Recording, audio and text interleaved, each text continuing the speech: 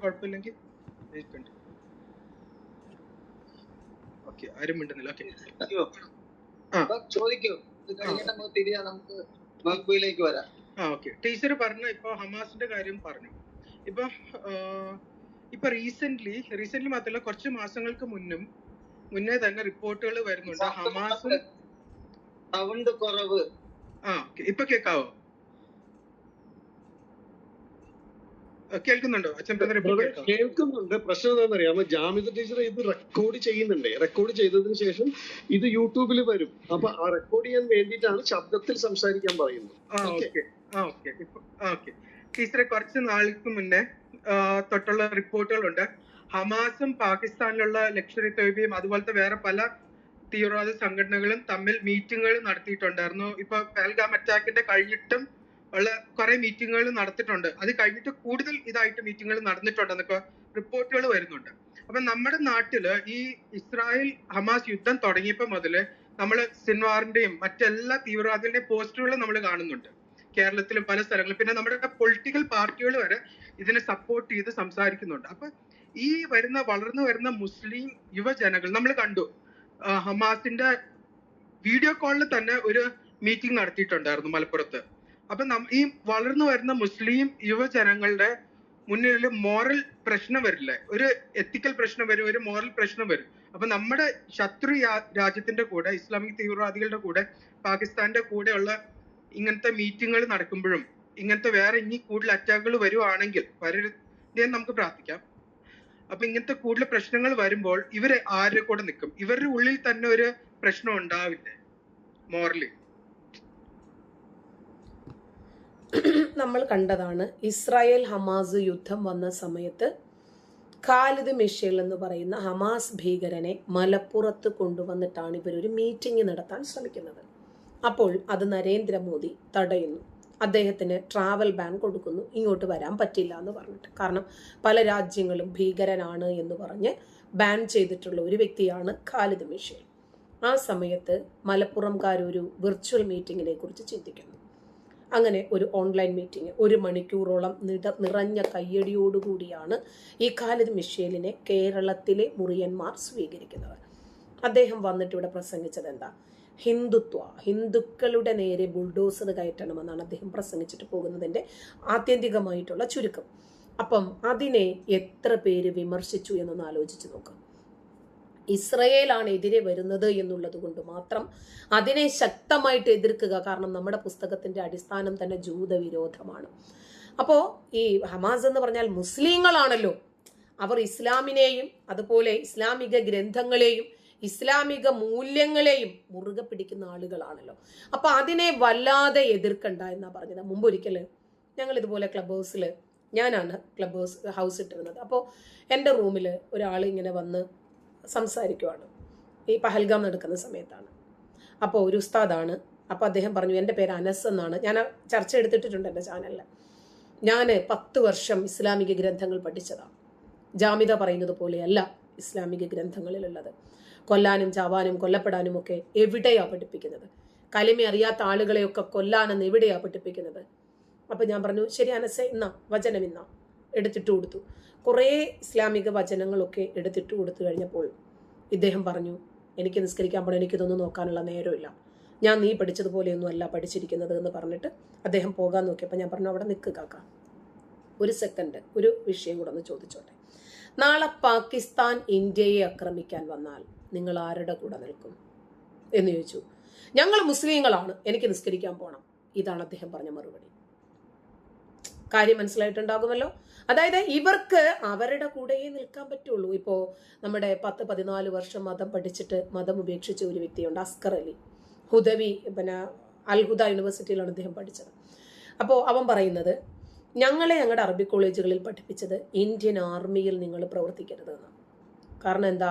ബംഗ്ലാദേശ്, അഫ്ഗാനിസ്ഥാൻ, പാകിസ്ഥാൻ ഇതൊക്കെ മുസ്ലിങ്ങളല്ലേ, അവർക്കെതിരെ ആയുധം എടുക്കേണ്ടി വരും. അതുകൊണ്ട് ഒരിക്കലും ഇന്ത്യൻ ആർമിയിൽ നിങ്ങൾ പ്രവർത്തിക്കരുത്. അപ്പം അവൻ പറയാവുന്ന, എൻ്റെ കൂടെ പഠിച്ചവൻ, സ്കൂളിൽ പഠിച്ചവൻ ഇന്ത്യക്ക് വേണ്ടി പട പൊരുതുമ്പോൾ രാജ്യത്തിന്റെ കാവൽക്കാരനായി അഭിമാനത്തോടുകൂടി എഴുന്നേറ്റ് നട്ടെല്ല് നിവർത്തി നിൽക്കുമ്പോൾ ഞാൻ പല്ലിയെ എത്രയടിക്കു കൊല്ലാമെന്ന് പഠിക്കുവാണ്. പ്രവാചകൻ 53 വയസ്സിൽ കെട്ടിയ 6 വയസ്സുകാരിയെ ആ നബിയുടെ ആ ശൈശവ വിവാഹം എങ്ങനെ ന്യായീകരിക്കാം എന്ന് പഠിക്കുവാണ് ഞാനെന്ന്. അപ്പോൾ ഇവരെ സംബന്ധിച്ചിടത്തോളം മതമാണ് മുഖ്യം. അതല്ലാതെ നമ്മൾ ഈ പറയുന്നത് പോലെ ജനാധിപത്യവും ഭാരത സ്നേഹവും സ്വന്തം രാജ്യത്തോടുള്ള കൂറും ദേശീയതയും മതേതരത്വവും ജനാധിപത്യവും ഇതൊന്നും ഇവരിലില്ല. ഇവരിൽ പ്രതീക്ഷിക്കുന്ന നമ്മളാണ് മണ്ടന്മാര്.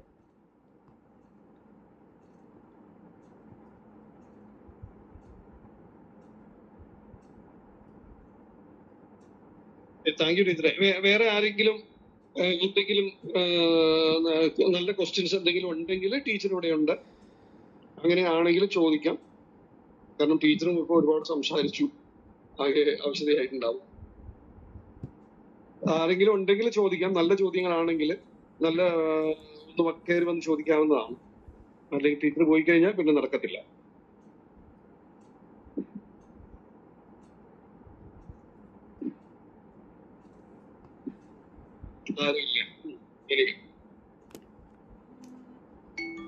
മെഹബൂബ് ടീച്ചറെ, മെഹബൂബ് ഉണ്ട്. മെഹബൂബ് കയറി വന്നപ്പോ തന്നെ അൽഹംദുലില്ലാഹ് എന്ന് പറഞ്ഞായിരുന്നു. ഞാനൊരു മലയാളി ആയതുകൊണ്ട് എനിക്ക് അൽഹംദുലില്ലയുടെ അർത്ഥം അറിയത്തില്ല. ഇവിടെയുള്ളവർക്ക് ആർക്കും അറിയത്തില്ല, കാരണം ഞങ്ങളൊക്കെ മലയാളികളാണ്. അപ്പൊ ഇദ്ദേഹം ഒരു മലയാളിയായ ഞങ്ങളോട് അറബിയിൽ സംസാരിച്ചു. അപ്പൊ ഞങ്ങൾക്ക് അറബി അറിയില്ല. ജസ്റ്റ് അമേരിക്കയിൽ പോയിട്ട് കന്നഡയിൽ സംസാരിച്ചാൽ അവരുടെ അവസ്ഥ എന്താവും എന്ന് ഞാനൊരു ഉദാഹരണം പറഞ്ഞു. അപ്പോ മെഹബൂബിനോട് ചോദിക്കുകയാണ്, മെഹബൂബെ, ഈ അൽഹംദുലില്ല എന്ന് പറയുന്നത് എന്താ, അതിന്റെ അർത്ഥം എന്താ? അത് വേർഡ് ബൈ വേർഡ് ഒക്കെ പറഞ്ഞു തരാം. ഞാൻ അപ്പോൾ തന്നെ അത് പറഞ്ഞു തന്നല്ലോ അജീബായി. ഇല്ല, പറഞ്ഞില്ല. ഞാന് പല പ്രാവശ്യം അതിന്റെ അർത്ഥം കൂടെ പറഞ്ഞു തന്നിട്ടുണ്ട്. പിന്നെ താങ്കൾ ഇങ്ങനെ വീണ്ടും വീണ്ടും ചോദിക്കൽ എന്താ, ഒരു ചർച്ച ഉണ്ടാക്കാനാണോ? ചർച്ചയ്ക്ക് സമയമില്ല, വാങ്ങുകൊടുത്തു പള്ളിയിൽ പോട്ടുണ്ട്. അൽഹംദുലില്ലയുടെ അർത്ഥം ഒന്ന് പറഞ്ഞിട്ട് പോകും പ്ലീസ്.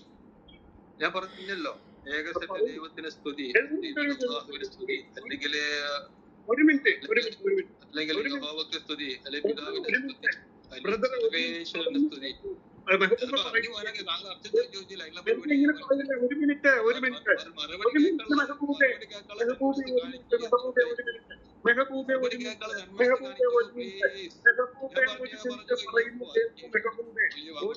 പറയുന്ന കേൾക്കൂ പ്ലീസ്.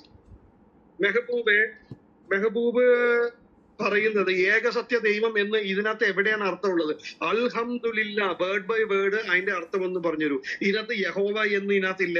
അത് ഏകസത്യ ദൈവം എന്ന് പറയുന്നതിന്റെ വേർഡ് അതിനകത്തില്ല. അള്ളാഹ് എന്ന് പറയുന്നതിന്റെ വേർഡ് അതിനകത്തില്ല. ഇതൊന്ന് പറഞ്ഞു തരൂ വേർഡ് ബൈ വേർഡ് ആയിട്ട്. താങ്കൾ വായി തോന്നിയത് പറഞ്ഞിട്ട് കാര്യം. വേർഡ് ബൈ വേർഡ് അൽഹംദുലില്ല അതിന്റെ അർത്ഥമാണ് ചോദിച്ചത്. വേർഡ് ബൈ വേർഡ് എന്ന് പറഞ്ഞു. ഞാൻ പറഞ്ഞു കഴിഞ്ഞു. ഇനി താങ്കൾക്ക് വേണമെങ്കിൽ പരിശോധിക്കാം. താങ്കൾ ഏകസത്യ ദൈവം എന്നാ പറഞ്ഞത്. എന്ത് പറ്റി ഓടുന്നത്? എന്താ, ജാമിത ടീച്ചർ ഉള്ളത് കൊണ്ടാണ് പുള്ളി ഓടിയത്, അല്ലെങ്കിൽ ഓടത്തില്ലായിരുന്നു. എനിവേ,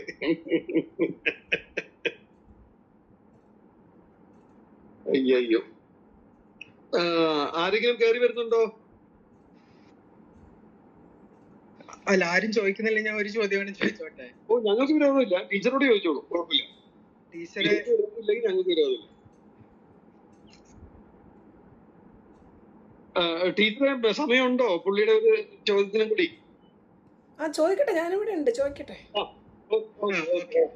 ഞങ്ങള് കഴിഞ്ഞ എക്യു ബ്രദറിന് കഴിഞ്ഞ റൂമില് ഞങ്ങള് ഈ എന്താ വളർത്തുമകന്റെ ഭാര്യനെ കല്യാണം കഴിച്ച കാര്യവും പിന്നെ മകളെ അമ്മയെ കെട്ടിയിട്ട് മകളെ ഉപയോഗിക്കാന്നുള്ള വാക്യത്തെ കുറിച്ച് ഇങ്ങനെ സംസാരിക്കുകയായിരുന്നു. അപ്പൊ അതിന്റെ ഇടയ്ക്ക് രണ്ടുപേര് വന്നിട്ട് അതിനെന്താ കുഴപ്പം എന്ന് ചോദിച്ചു. അതിൽ തെറ്റില്ല, അത് ശരിയാണെന്ന് പറഞ്ഞു.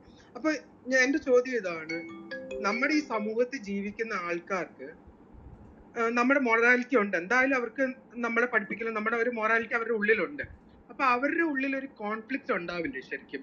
ഇങ്ങനെ അവർ ചിന്തിക്കുമ്പോൾ ഇതൊരു വൃത്തികേടാണെന്ന് അവർക്ക് മനസ്സിലാകാൻ കഴിയില്ല എന്നാണോ, അതോ മനസ്സിലായിട്ടും വേറെ വഴിയില്ലാത്തത് കൊണ്ട് ഇതെല്ലാം വെളുപ്പിക്കുന്നതാണ്? ഉത്തരം സിമ്പിളാണ്. 1000 പേരുടെ തലയരിഞ്ഞിട്ടുണ്ട് എൻ്റെ പ്രവാചകനെങ്കിൽ ആ തലയരിയൽ കാരുണ്യമാണ്. എൻ്റെ പ്രവാചകൻ അത് ചെയ്തിട്ടുണ്ടെങ്കിൽ അത് ശരിയാണ്. ഇപ്പോൾ MM അക്ബറും മുജാഹിദ് ബാലുശ്ശേരിയും ഒക്കെ കൃത്യമായ രൂപത്തിൽ നമ്മളോട് പറയുന്നതല്ലേ അത്. എൻ്റെ പ്രവാചകൻ എന്ത് ചെയ്തോ അതാണ് ശരി.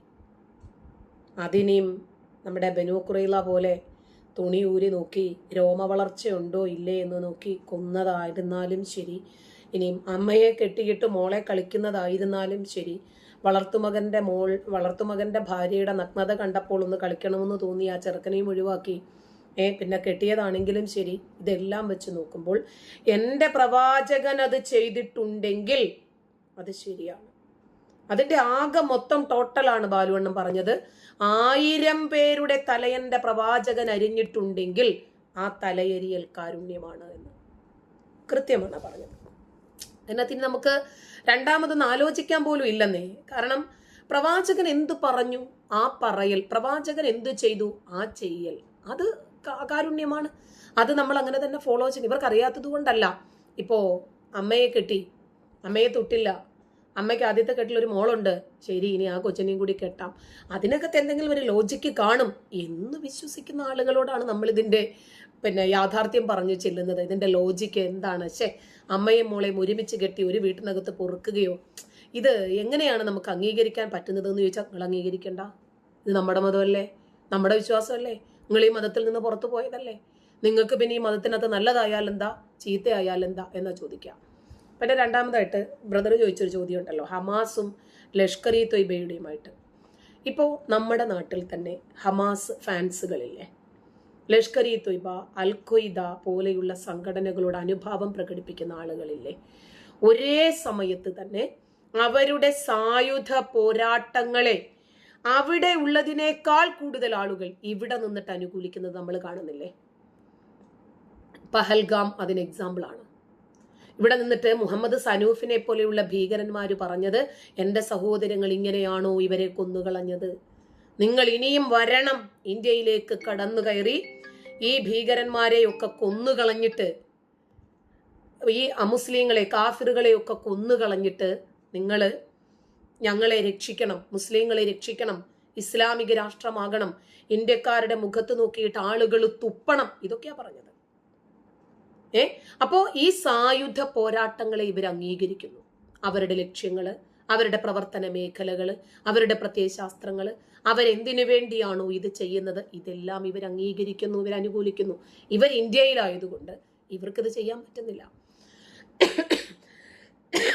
അപ്പൊ ലോകത്തിന്റെ ഏതെങ്കിലും കോണിൽ ഇരുന്നിട്ട് അവരത് ചെയ്യുന്നെങ്കിൽ ചെയ്തോട്ടെ. ഇപ്പോ ഇസ്ലാമിലെ സായുധ കലാപങ്ങളെ പിന്തുടരുന്ന ആളുകളാണ് ഇവിടെയുള്ള അധികം മുസ്ലിങ്ങളും. അതായത് നമ്മുടെ ലക്ഷ്യം നേടിയെടുക്കണം. അതെന്താണ്? ലോകം മുഴുവനും ഇസ്ലാമിന്റെ കാൽക്കീഴിൽ കൊണ്ടുവരിക എന്നുള്ളതാണ്. അതിനു വേണ്ടിയിട്ട് ജിഹാദാകാം, അമുസ്ലിങ്ങളെ ഇല്ലാതാക്കാൻ വേണ്ടിയിട്ട് സായുധ പോരാട്ടങ്ങളാകാം, അത് അനിവാര്യമാണ് എന്നാണ് ഇവർ വിശ്വസിക്കുന്നത്.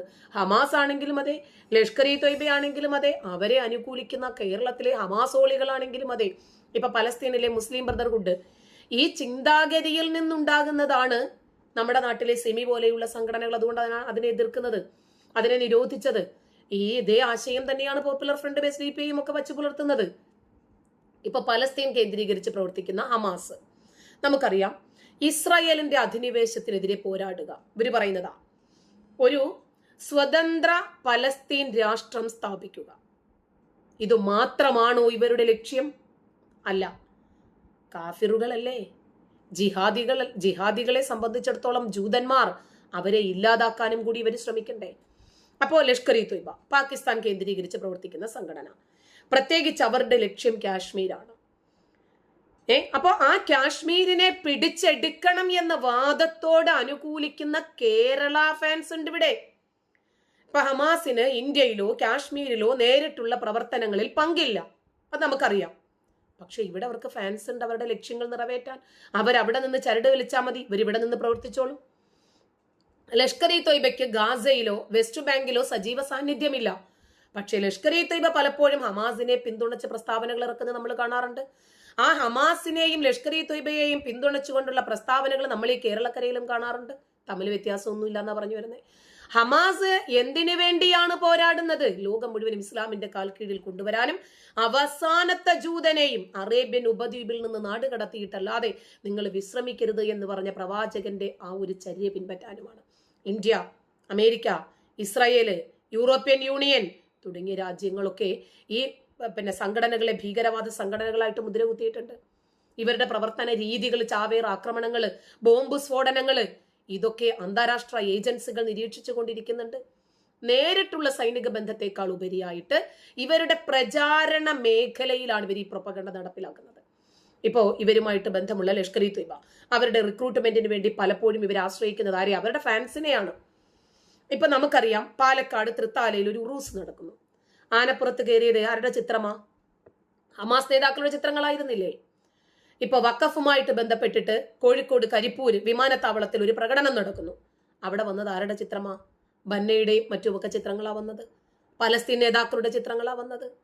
അപ്പോ ഇത് തന്നെയാണ് ഇതിന്റെ ഏറ്റവും വലിയ തെളിവ്. മുസ്ലിങ്ങൾ ലോകം മുഴുവനും അടിച്ചമർത്തപ്പെടുന്നു. ഇവർ ഇങ്ങനെ വ്യാഖ്യാനിക്കാൻ വേണ്ടിയിട്ട് ഇവര് നിർമ്മിക്കുന്ന പോരാട്ടങ്ങളാണ് ഇതൊക്കെ. ശരിക്കു പറഞ്ഞാൽ ഇവര് കാരണം മറ്റുള്ളവരാണ് ജീവിതത്തിന് വേണ്ടി പോരാടേണ്ടി വരുന്നത്. ഹമാസും ലഷ്കർ ഇ ത്വയ്ബയും വ്യത്യസ്തമായിട്ടുള്ള ശത്രുക്കൾക്കെതിരെ വ്യത്യസ്തമായിട്ടുള്ള ഭൂപ്രദേശങ്ങളിൽ പോരാടുന്നു. പക്ഷേ അവരാണ് ശത്രുക്കളായി മാറുന്നത് മറ്റുള്ളവരുടെ. അവര് മര്യാദയ്ക്ക് ജീവിക്കാൻ ആഗ്രഹിക്കുന്നവരാ.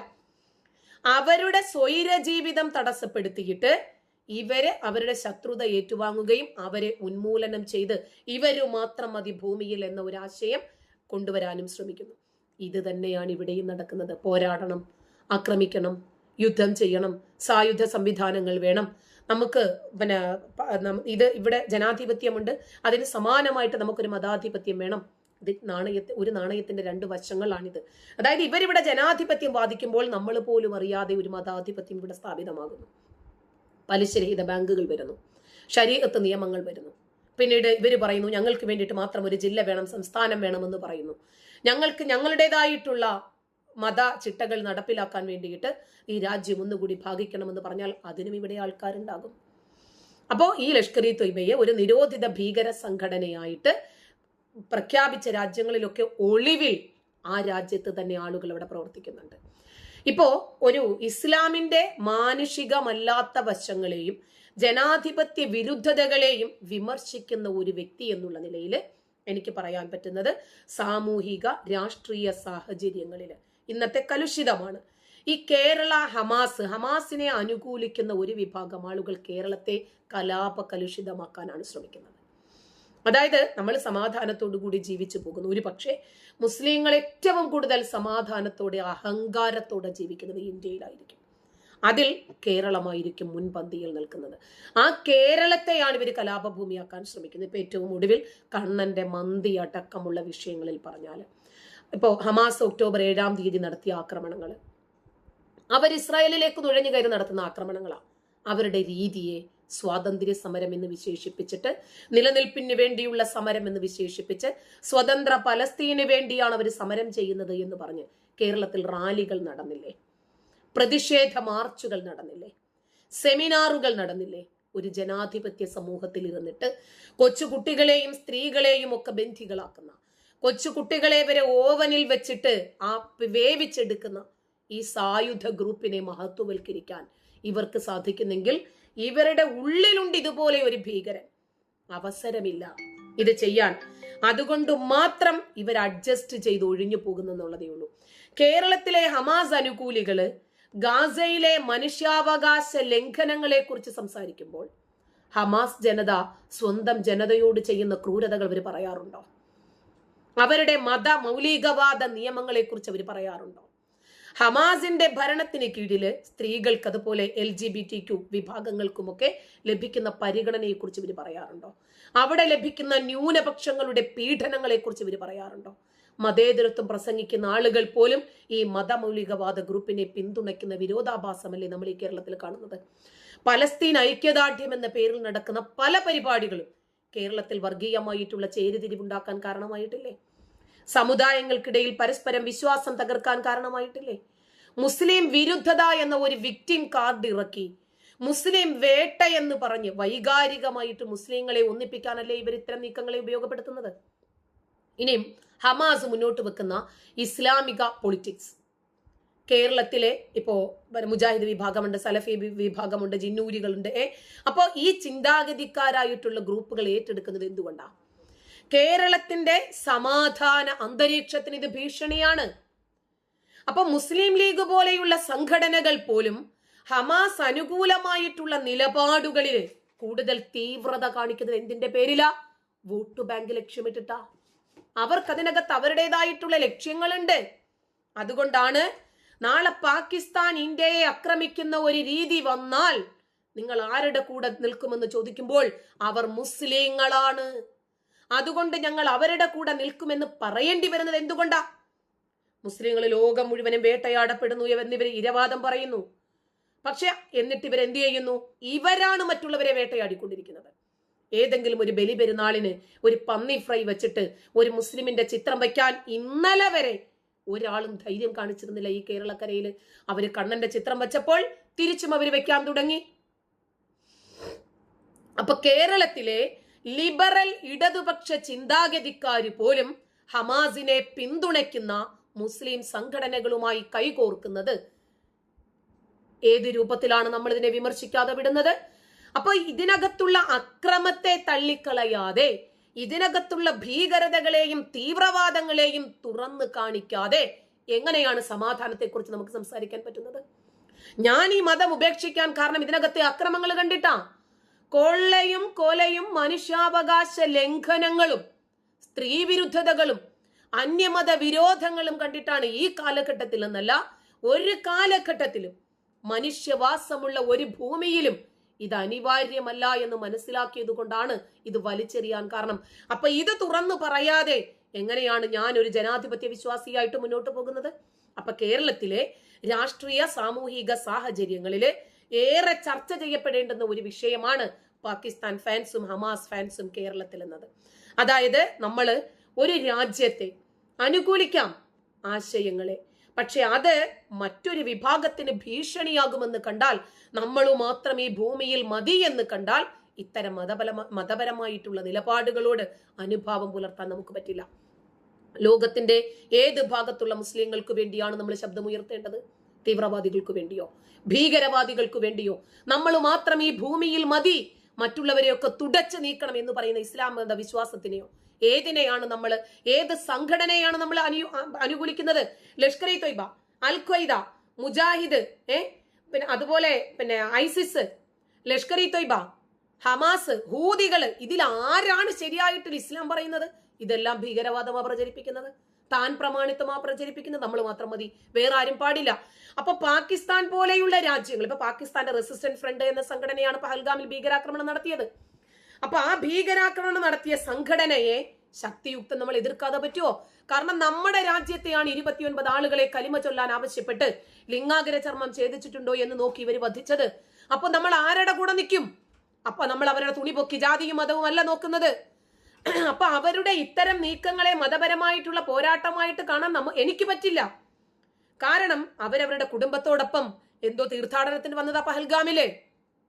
അത്രയും ആളുകളുടെ മുമ്പിൽ വെച്ചിട്ട്, ഭാര്യമാരുടെ മുമ്പിൽ, മാതാപിതാക്കളുടെ മുമ്പിൽ, സഹോദരങ്ങളുടെ മക്കളുടെ ഒക്കെ മുമ്പിൽ വെച്ചിട്ട് ഇവരെ നിർത്തി നിക്കറൂരി ലിംഗാഗ്ര ചർമ്മം ഛേദിച്ചിട്ടുണ്ടോ എന്ന് നോക്കി കൊല്ലുക എന്ന് പറഞ്ഞാൽ അതൊരു ഭീകരതയല്ലെന്ന് ആര് പറയും? എനിക്ക് പറയാൻ പറ്റില്ല.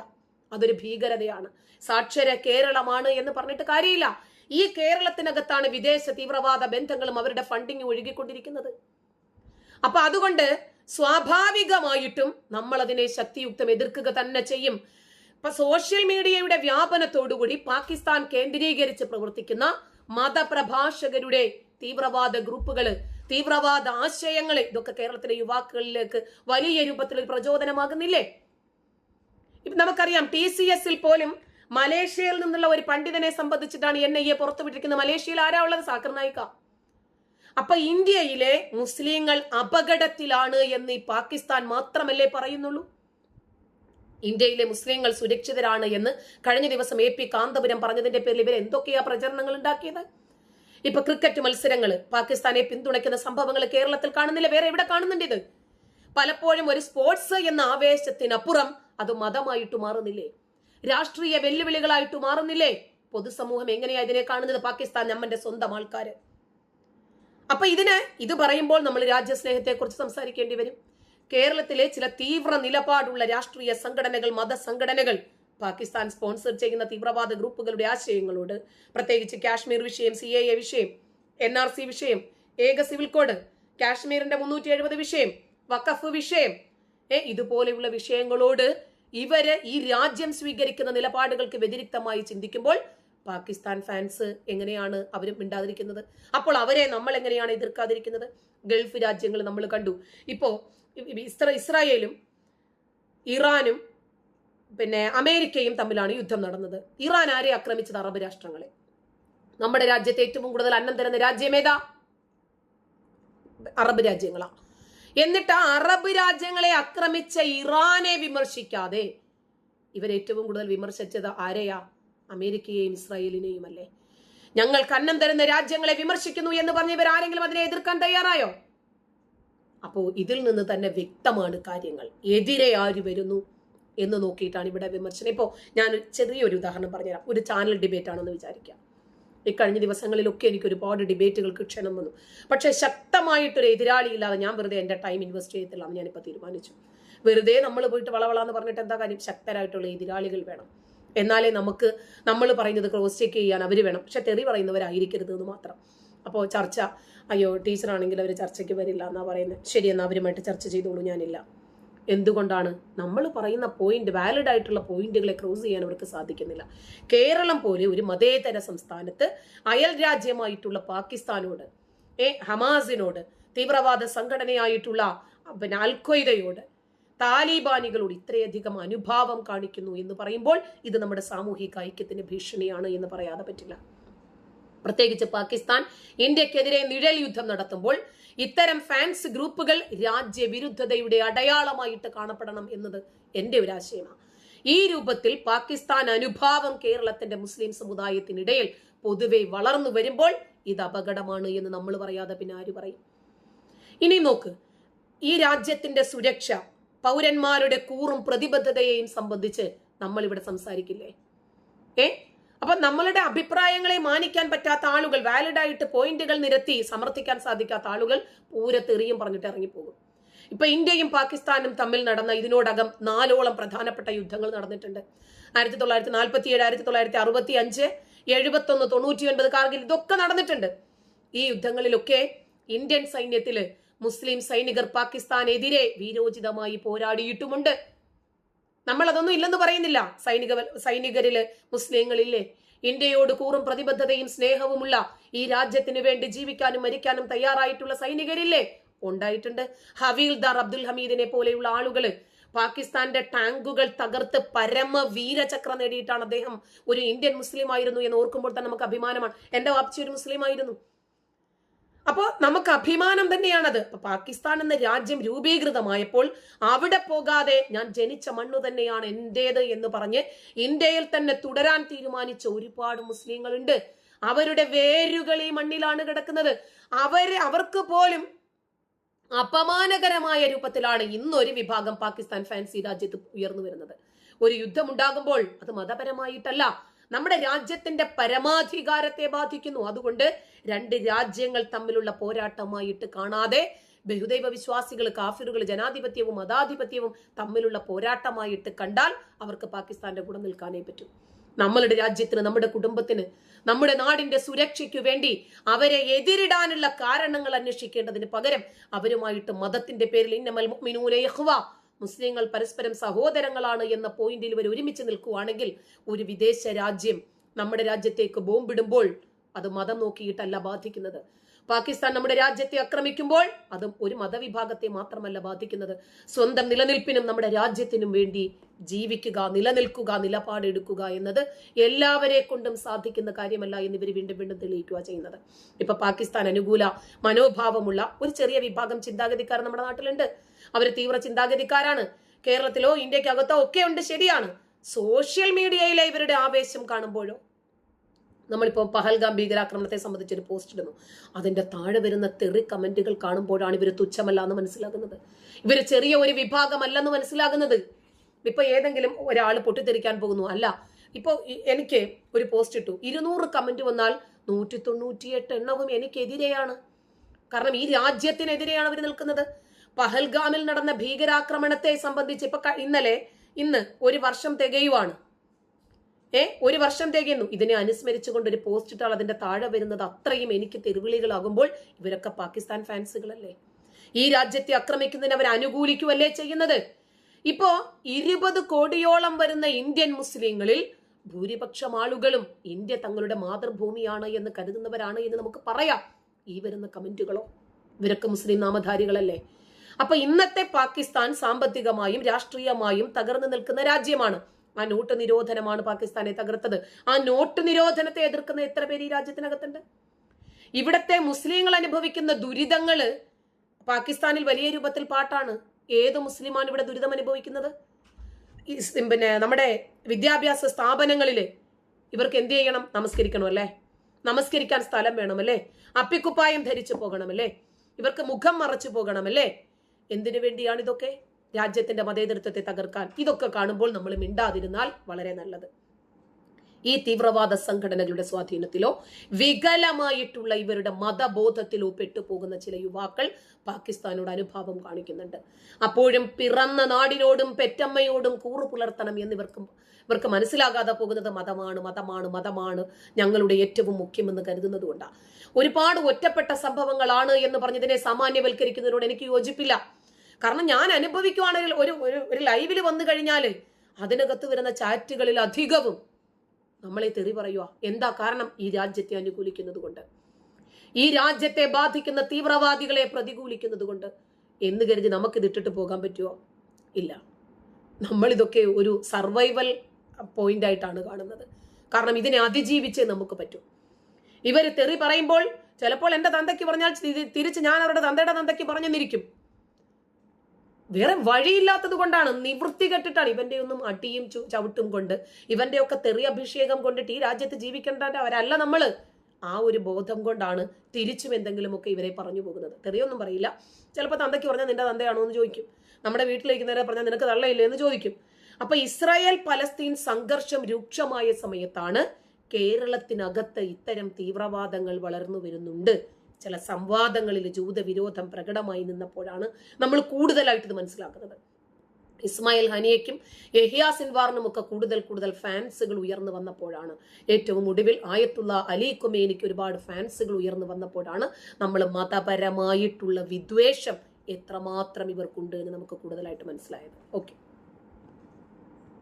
ടീച്ചർ ഒരു കാര്യം ചോദിച്ചോട്ടെ. ഇപ്പൊ ടീച്ചർ പറഞ്ഞു വന്നതിന്റെ ബന്ധത്തിൽപ്പെട്ട തന്നെയാണ്. അത് കഴിഞ്ഞിട്ട് എനിക്കൊന്ന് ചോദിക്കാനുണ്ട് ടീച്ചറെ. അത് ഇപ്പൊ ഈ പെഹൽഗാം നടന്ന നമ്മൾ കണ്ടു.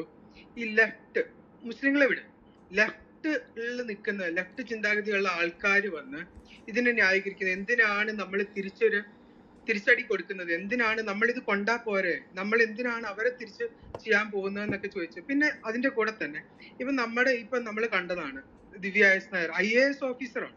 അപ്പൊ പുള്ളിക്കാരിക്ക് പോലും ഒരു കാര്യത്തിൽ സത്യം മനസ്സിലാക്കാൻ കഴിയാതെ ജിഹാദിനെ വെളുപ്പിക്കുന്നു. അപ്പൊ ഇങ്ങനെ ഒരു ആൾക്കാര് കൂടുതൽ വന്നുകൊണ്ടിരിക്കുകയാണ്. പൊളിറ്റിക്സിലേക്കും ഓരോ സ്ഥാനങ്ങളിലേക്കും വന്നുകൊണ്ടിരിക്കുകയാണ്. അപ്പൊ യൂറോപ്പിലും നമ്മൾ ഈ പ്രശ്നം കാണുന്നുണ്ട്. അപ്പൊ ഇങ്ങനെ വരുമ്പോൾ ഇവർക്ക് എങ്ങനെ ചെറുക്കാൻ പറ്റും? ഇപ്പൊ ഇതിന്റെ കൂടെ തന്നെ ഇവരുടെ ജനസംഖ്യയും കൂടി വരുന്നുണ്ട്. അപ്പൊ ഈ ചിന്താഗതി തീവ്രത കൂടി വരുവാണ് ഈ യുവജനങ്ങളുടെ ഇടയിൽ, ഇസ്ലാമിക യുവജനങ്ങളുടെ ഇടയിൽ. അപ്പൊ എങ്ങനെയാണ് ഇങ്ങനെ ഈ ഡിനയലിസം വെച്ച്, പിന്നെ ഈ സത്യം മനസ്സിലാക്കാൻ കഴിയാത്ത ഇരിക്കുന്ന ഇപ്പൊ നമ്മുടെ IAS-കാരായാലും ഇങ്ങനത്തെ ഓരോ ആൾക്കാർ പല സ്ഥാനങ്ങളിൽ ഇരിക്കുന്നുണ്ട്. അപ്പൊ അവർക്ക് ചിലപ്പോൾ പൊളിറ്റിക്കൽ ഇത് കൊണ്ടാണ്, നമുക്കറിയാം ദിവ്യാസ് നായരും പൊളിറ്റിക്സ് കാരണമാണ്. അപ്പൊ എങ്ങനെ ഇവര് അടുത്തൊരു ജനറേഷൻ അല്ലെ ഇനി ഇത് ഒന്ന് അതിനെ കുറിച്ച് പറയുമോ? അല്ല, ഞാനിപ്പോൾ ഈ പറഞ്ഞതിൽ തന്നെ ഈ ചോദ്യത്തിനൊക്കെയുള്ള ഉത്തരങ്ങളുണ്ട്. നമ്മുടെ നാട്ടിൽ എല്ലാ കാലത്തും ഈ ഇസ്ലാം മത തീവ്രവാദത്തെയും ഈ ഇസ്ലാമിക പൊളിറ്റിക്സിനെയും അനുകൂലിച്ചുകൊണ്ട് തന്നെയാണ് ഇടതനും വലതനും എല്ലാ സന്ദർഭങ്ങളിലും നിലപാടുകൾ എടുത്തിട്ടുള്ളത്. അതുകൊണ്ട് തന്നെയാണ് ഈ ഹമാസിന് അനുകൂലമായിട്ട് വന്നവരും ലഷ്കർ-ഇ തൊയ്ബയ്ക്ക് അനുകൂലമായി വന്നവരെയും ഒക്കെ വിമർശിക്കാൻ ഇടതനും വലതനും സന്നദ്ധരാകാത്തത്. ഇവരാരെങ്കിലും പറയുമോ മതതീവ്രവാദികളുടെ വോട്ട് ഞങ്ങൾക്ക് വേണ്ടാന്ന്? പറയില്ല. കാരണം അതുണ്ടെങ്കിലേ ഇവർക്ക് നിലനിൽപ്പുള്ളൂ. ഇപ്പോൾ നമ്മുടെ പാലാ ബിഷപ്പിന് ഒരു പ്രശ്നം വന്നു. ആ സമയത്ത് മല പോലെ പരിച പോലെ നിന്നതാരാ? PC ജോർജും മകനും അവരുടെ സൈന്യങ്ങളും ഒക്കെയാണ്. വലിയ വിഭാഗം ആളുകളാണ് അദ്ദേഹത്തിൻ്റെ നാവരിയണം തലയരിയണം എന്ന് പറഞ്ഞപ്പോൾ ഉറച്ചു നിന്നത്. പക്ഷേ ജമാഅത്തെ ഇസ്ലാമിക്ക് ഇപ്പോൾ അങ്ങനെ രാഷ്ട്രവാദമൊന്നും ഇല്ല എന്ന് പറഞ്ഞ VD സതീശൻ ഇന്ന് പാലാ ബിഷപ്പിന് ആരായി? അന്ന് സംരക്ഷിച്ചു നിന്ന ആളാരായി? അപ്പൊ ഇങ്ങനെ മാറിയും മറഞ്ഞും വരും നമ്മുടെ നാട്ടിലെ ചില ഇടതന്മാരും വലതന്മാരും ഒക്കെ. ഇത് നമ്മളൊന്ന് മനസ്സിലാക്കി വരാൻ ഒരല്പം സമയമെടുക്കുമെന്ന് മാത്രമേ ഉള്ളൂ. കുറച്ച് സമയമെടുക്കും ഇതൊക്കെ ഒന്ന് മനസ്സിലാക്കി വരാൻ. ഒരു മിനിറ്റ്.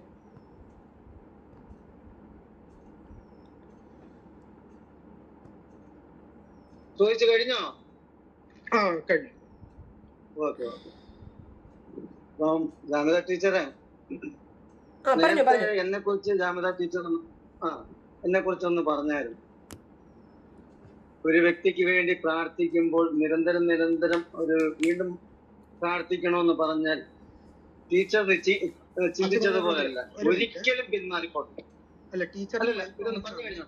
അല്ല മൈക്ക് ഓൺ ആണ്. ടീച്ചർ എന്തെങ്കിലും പറയുന്നുണ്ടെങ്കിൽ കേൾക്കാൻ പറ്റുന്നില്ല. അതായത് കേൾക്കാമോ? പറഞ്ഞു കണ്ടിന്യൂ. ഒരിക്കലും അങ്ങനെ തിരിച്ച് ടീച്ചർ പറഞ്ഞതുപോലെ പറയത്തില്ല. ടീച്ചർ എത്രയോ വേദനയോട് കൂടിയിട്ടുള്ളവർ പറഞ്ഞിട്ട് അത് കേട്ട് വീണ്ടും വീണ്ടും വീണ്ടും പ്രാർത്ഥിച്ചിട്ടേ ഉള്ളൂ. ഞാൻ പറഞ്ഞത് അങ്ങനെയല്ല. ഇപ്പൊ നമ്മളൊരു സുഹൃത്ത്, ഈ സുഹൃത്ത് എപ്പോഴും നമ്മളെ ഇങ്ങനെ വിഷമങ്ങൾ പറയാൻ വേണ്ടിയിട്ട് മാത്രം വിളിക്കുമ്പോൾ അവര് എപ്പോഴും ഇവർക്ക് ഇത് തന്നെ ഉള്ളൂ. ഇപ്പൊ അച്ഛൻ കുഞ്ഞു പാസ്റ്റർ എന്നോടത് പറയുമെന്നല്ല ഞാൻ പറഞ്ഞത്. ഇപ്പൊ പുറത്തുനിന്ന് ഒരാളെ ഉദാഹരണം എടുക്കാൻ പറ്റില്ലല്ലോ, അതുകൊണ്ട് ഞാൻ പറഞ്ഞത്. അപ്പൊ നമ്മുടെ കുഞ്ഞുങ്ങൾക്ക് അവരുടെ പ്രശ്നങ്ങൾ പറയാൻ ഒരാളില്ല. എതിരെ എപ്പോഴും ഈ കൊച്ചിന് ഈ പ്രശ്നങ്ങളെ പറയാനുള്ളൂ, വേറെ എന്തെങ്കിലും പറയാനുണ്ടോ കൊച്ചെ എന്ന് ചോദിക്കുന്ന ഒരു അന്തരീക്ഷം ഉള്ളത് കൊണ്ട് ഇവരെ ട്രാപ്പിലാക്കാൻ വലകൾ നെയ്ത് കാത്തിരിക്കുന്ന ആളുകൾ എത്ര മണിക്കൂർ വേണമെങ്കിലും ഇവരുടെ പ്രശ്നങ്ങൾ കേൾക്കാൻ സന്നദ്ധരാ.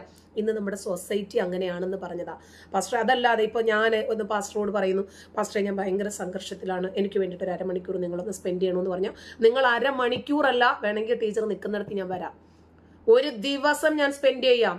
അല്ലെങ്കിൽ നിങ്ങളുടെ സമാധാനത്തിന് വേണ്ടിയിട്ട് ഞാൻ എന്താ ചെയ്യേണ്ടത് അത് ചെയ്യാമെന്ന് നിങ്ങൾ പറയും. ഞാൻ പറഞ്ഞത് നമ്മുടെ ഇപ്പോഴത്തെ കുട്ടികളുടെ ഒരു ഫ്രണ്ട്സ് വലയങ്ങളുണ്ടല്ലോ, അവരെ വെച്ച് ഞാൻ പറഞ്ഞതാ. കാരണം ഈ കൊച്ചി കൂട്ടുകാരിയെ വിളിക്കുന്നു, അവരെടുക്കുന്നു, ആ പ്രശ്നങ്ങൾ പറയുന്നു, ശരി പരിഹരിച്ചു, അടുത്ത ദിവസവും സമാധാനിപ്പിച്ചു, അടുത്ത ദിവസവും സമാധാനിപ്പിച്ചു, പിന്നീട് വിളിക്കുമ്പോൾ അവർ ഫോൺ എടുക്കാതെ ആകുമെന്ന് ഞാനൊരു എക്സാമ്പിൾ പറഞ്ഞതാ. പാസ്റ്റർ എന്നോട് അങ്ങനെയാണെന്നല്ല. ഓക്കെ. ഇനി അടുത്തതെന്ന് പറഞ്ഞാൽ ഈ റൂമിൽ വന്നാല്, അതായത് ഒരു ക്രിസ്ത്യാനി, അതായത് കത്തോലിക്കക്കാര് മുസ്ലിം ആകുമെന്നാണ് ഇന്നലെ വന്ന് ഷാഹിൽ വന്ന് പറഞ്ഞു. അപ്പൊ തീർച്ചയായിട്ടും ആകും. ശരിയല്ലേ ജാമിദ ടീച്ചറെ? തീർച്ചയായിട്ടും ആകും. അതെ ആകട്ടെന്നേ. അങ്ങനെ കൂടുതൽ നമ്മുടെ രാജ്യം ഒരു മതേതര രാജ്യമല്ലേ, അങ്ങനെ എല്ലാ മതവിഭാഗങ്ങളും വളരെ നന്നായിട്ട് വളരട്ടെ. അപ്പോഴും ഈ ഗ്രൂപ്പ് കൊണ്ട് ആരും പൊട്ടിത്തെറിക്കാനും ആരുടെയും കഴുത്ത് വെട്ടാനും ഒന്നും പോകുന്നില്ല എന്നുള്ളത് വളരെ നല്ലൊരു പോയിന്റ് അല്ലേ. അതിനെ അങ്ങനെ കണ്ടാൽ മതിയെന്നേ. ഇപ്പോൾ നമ്മുടെ ചോദിച്ചത് എന്താണ്, യേശുവിനെ കുറിച്ച് എന്തോ ചോദിച്ചു. അതിൻ്റെ ഇടയ്ക്ക് എനിക്ക് എന്തൊക്കെയോ OTP മറ്റുമൊക്കെ വരുന്നുണ്ട്, അതുകൊണ്ടാണ് ഈ ശബ്ദം തെന്നിയും തെറിച്ചുമൊക്കെ പോകുന്നത്. അപ്പോൾ ഈ ദിവ്യ S. അയ്യർ, അപ്പോൾ ദിവ്യയ്ക്ക് അത് പറയാൻ ഈ നാട്ടിൽ സ്വാതന്ത്ര്യമുണ്ടെന്ന് ദിവ്യയ്ക്ക് അറിയാം. ഇപ്പോൾ ബൈബിള് കത്തിച്ച ഒരു മുഹമ്മദ് മുസ്തഫ, ഇവന് കാസർഗോഡ്, ഇവനറിയാം ഒരിക്കലും ഇവൻ്റെ തല പോകത്തില്ല എന്ന് ഇവന് നല്ല ബോധ്യമുണ്ട്. അതുകൊണ്ടാണ് ഇവർക്ക് അങ്ങനെയൊക്കെ സാധിക്കുന്നത്. അതേപോലും ഇപ്പോൾ മുഹമ്മദ് ഇപ്പം ഒരു മന്തി ബിരിയാണി ഉണ്ടാക്കി, ഉടനെ തന്നെ അയാൾ അറസ്റ്റിലായില്ലേ. കാരണം മുസ്ലിങ്ങൾക്ക് ബലിപെരുന്നാളിനാണിത് ഉണ്ടാക്കി വെച്ചിരിക്കുന്നത്, പന്നി ഫ്രൈ ആണ്. ഉടനെ തന്നെ പോലീസ് സ്വമേധയാ കേസെടുത്തു. പക്ഷേ യേശു ഒരു വിപ്ലവകാരിയായിരുന്നു, യേശു ഒരു കർത്തവർഗക്കാരനായിരുന്നു. ഇതൊക്കെ ഇവർ നടത്തിയത് ഒരു തരം പരിഹാസമാണ്. അതായത് ഇവർക്കറിയാം ഇവരുടെ തല പോകത്തില്ല. ഇപ്പോൾ ഞാൻ ഒരു ഇസ്ലാം മത വിമർശക എന്നതിൻ്റെ പേരിൽ ഞാനിത് കാണുന്നത് മതേതരത്വം എന്ന ഒരു നൂലുണ്ടല്ലോ, അത് മുറുകെ പിടിച്ചിട്ട് ഹിന്ദുക്കളെയും ക്രിസ്ത്യാനികളെയും അവരുടെ ആചാരങ്ങളെയും വിശ്വാസങ്ങളെയും ഒക്കെ പരിഹസിക്കുന്നതിന് വേണ്ടി ഒരു വിഭാഗം ആളുകൾ മറ്റു മതവിശ്വാസങ്ങളെ മഹത്വവൽക്കരിക്കാൻ അവരിത് ചെയ്യുന്നു. ഇതാണ് ഞാൻ മനസ്സിലാക്കുന്നത്. ഇതൊരു ലിബറൽ ഇരട്ടത്താപ്പാണ്. ഇപ്പോൾ നമുക്കറിയാം, ഒരു IAS ഉദ്യോഗസ്ഥ എന്ന നിലയിൽ അവർ പുലർത്തേണ്ടുന്ന ചില ജെന്യൂനായിട്ടുള്ള നിലപാടുകൾ ഉണ്ടായിരുന്നു. സർക്കാരിൻ്റെ ഔദ്യോഗിക പദവിയിലിരുന്നിട്ട് ഒരു പ്രത്യേക മതത്തിൻ്റെ വക്താവിനെ പോലെയോ ഒരു മത പ്രഭാഷകയെ പോലെ അതല്ലെങ്കിൽ ഒരു മതപ്രചാരകയെ പോലെ സംസാരിക്കുന്നത് ശരിയാണോ? ഇത് ഭരണഘടനാപരമായിട്ടുള്ള ധാർമ്മികതയ്ക്ക് വിരുദ്ധമാണോ? ഞാൻ എന്തിൽ തൊട്ടാണ് പ്രതിജ്ഞ ചെയ്തിരിക്കുന്നത് ശരിയാണോ എന്നിവർ സ്വയം ചിന്തിക്കേണ്ടുന്ന വസ്തുതയാണ്. ഇപ്പോൾ ഹിന്ദു ആചാരങ്ങളെയോ അതല്ലെങ്കിൽ ക്രിസ്ത്യൻ വിശ്വാസങ്ങളെയോ ഒക്കെ കുറിച്ച് സംസാരിക്കുമ്പോൾ പലപ്പോഴും യുക്തിവാദികൾ പോലും മിതത്വം പാലിക്കുന്നത് നമ്മൾ കണ്ടിട്ടുണ്ട്.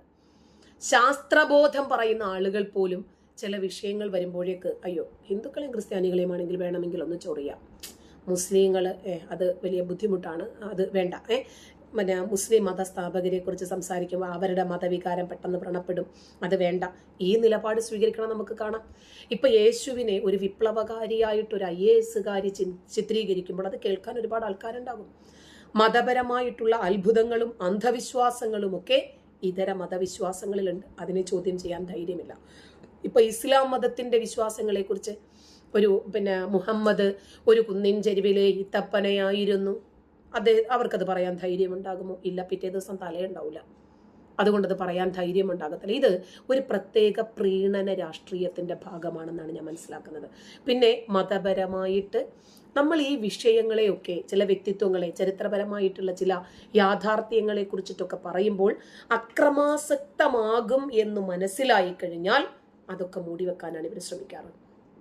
കാരണം ചോരപ്പുഴ ഒഴുകും, നമ്മുടെ ആൾക്കാർക്ക് ഇനി ഇവിടെ ജീവിക്കണം, സമാധാനം കിട്ടത്തില്ല. ചില കുട്ടികൾ വാശി പിടിച്ച് കരയുമ്പോൾ ആ കുട്ടികളുടെ വാശിക്ക് വേണ്ടിയിട്ട് മാതാപിതാക്കൾ നിന്ന് കൊടുക്കാറില്ലേ? കാരണം അവൻ കരയും, കരഞ്ഞ് പിന്നീട് അവൻ എന്തെങ്കിലുമൊക്കെ പ്രശ്നങ്ങൾ വരുത്തി വെക്കുമെന്ന് പറഞ്ഞിട്ട് അവനെല്ലാം ഇങ്ങനെ സാധിച്ച് കൊടുക്കുന്നത് പോലെ നമ്മുടെ ഗാന്ധിയും അത് തന്നെയാണ് പറഞ്ഞത്. കുറച്ച് ഹിന്ദുക്കളെ കൊന്നു കഴിയുമ്പോൾ മുസ്ലിങ്ങൾ സമാധാനമുള്ളവരാകുമെങ്കിൽ നിങ്ങളൊന്ന് തല നീട്ടി കൊടുക്കുക, കൊന്നു കഴിയുമ്പോൾ അവർക്ക് സമാധാനമാകുമല്ലോ എന്ന്. അപ്പോൾ ഈ ഒരു ഉയർന്ന ഉദ്യോഗസ്ഥ ഈ രൂപത്തിൽ സംസാരിക്കുമ്പോൾ അത് സമൂഹത്തിൽ ഒരു പ്രത്യേക മതത്തിന്, അതായത് ഇസ്ലാം മതത്തിന് മുൻതൂക്കം കൊടുക്കുന്നു. അവരുടെ കയ്യടിക്ക് വേണ്ടിയിട്ടാണ് ഇവരിത് ചെയ്യുന്നത്. പക്ഷേ മതവിഭാഗങ്ങൾക്കിടയിലുള്ള അരക്ഷിതാവസ്ഥയോ അതല്ലെങ്കിൽ വിവേചനമോ ഒക്കെ ഉണ്ടാക്കാൻ മാത്രമേ ഇത് കാരണമാകത്തുള്ളൂ എന്നിവർ ചിന്തിച്ചില്ല. ഇപ്പം ഇത്തരം വിഷയങ്ങളിൽ ഇടപെടുന്നത് സാംസ്കാരികമായിട്ടൊരു ഇമേജ് നിർമ്മിക്കാനാണെങ്കിൽ അത് തകരത്തേ ഉള്ളൂ. കാരണം ഇതിപ്പോൾ വിമർശിക്കുവാണെങ്കിൽ എല്ലാത്തിനെയും വിമർശനങ്ങളോടുകൂടി തന്നെ കാണാൻ പറ്റണം. ഇപ്പോൾ ഇസ്ലാം മതത്തെ പ്രകീർത്തിക്കുക, അതിനെ ഒന്ന് സുഖിപ്പിക്കുക എന്നതിന് വേണ്ടിയാകരുത്. ഇപ്പം അഖില ഹാദിയയ്ക്ക് വേണ്ടിയിട്ട് രാഹുൽ ഈശ്വർ പ്രവർത്തിച്ചു, എന്നിട്ട് എന്തായി? ആ കൊച്ചിനെ ബലി കൊടുത്തിട്ട് അവൻ രക്ഷപ്പെട്ടു. ഇപ്പൊ ദാണ്ട മൊണാലിസയ്ക്ക് വേണ്ടിയിട്ട് ഇറങ്ങി തിരിച്ചിരിക്കുന്നു.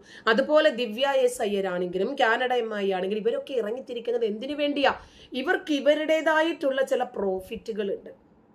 അത് സോഷ്യൽ മീഡിയയിലെ വ്യൂവേഴ്സ് ആയേക്കാം, അതല്ലെങ്കിൽ അവർക്ക് കിട്ടേണ്ടുന്ന മുസ്ലിങ്ങളുടെ ഭാഗത്തു നിന്നുള്ള ചില പിന്തുണയ്ക്ക് വേണ്ടിയിട്ടായേക്കാം, അതല്ലെങ്കിൽ സബ്സ്ക്രൈബേഴ്സിന് വേണ്ടിയിട്ടായിരിക്കാം. ഇനി അതൊന്നുമല്ലെങ്കിൽ വിമർശനങ്ങളിൽ നമ്മളൊന്ന് ഉയർന്നു നിൽക്കുമ്പോഴേക്ക് നമുക്ക് കുറച്ച് റേറ്റിംഗ് കിട്ടുമല്ലോ, ഹൈപ്പ് കിട്ടുമല്ലോ, അതിന് വേണ്ടിയിട്ടായേക്കാം. എന്തിനു വേണ്ടിയായിരുന്നാലും ശരി, ഇസ്ലാം മതം എന്ന് വന്നു കഴിഞ്ഞാൽ അവരുടെ വിമർശനം വല്ലാതെ ഒന്ന് വോൾട്ടേജ് കുറഞ്ഞു പോകുന്നതായിട്ട് നമുക്ക് കാണാം. ഓക്കെ,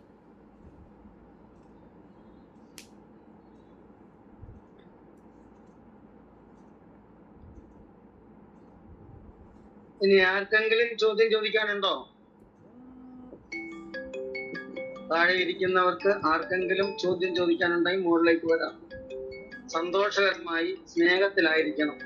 കുഞ്ഞു പാസ്റ്റർ, ഒരു മിനിറ്റ്, ഞാനൊന്ന് പോയിട്ട് പെട്ടെന്ന് വരാം. പറഞ്ഞോ ടീച്ചറെ, താങ്ക്സ്. ഓക്കെ.